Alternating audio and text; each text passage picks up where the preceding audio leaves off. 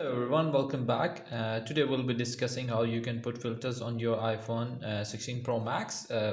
I'm talking about the camera filters that you can use on your images. Just go on the camera and select any image which you have captured, or you can go from the gallery as well, but I'm just taking the image for this. As for now, there's an option here.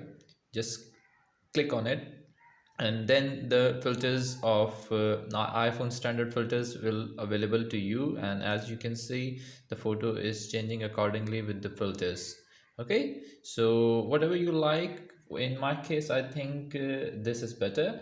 So what I do here is an option done. Okay, by doing this, it's already implemented into the photo. Okay, so it's fine, it's good, and that's how you can apply any filter to your iPhone 16 Pro Max camera related settings. Thank you very much. Until next video, bye bye.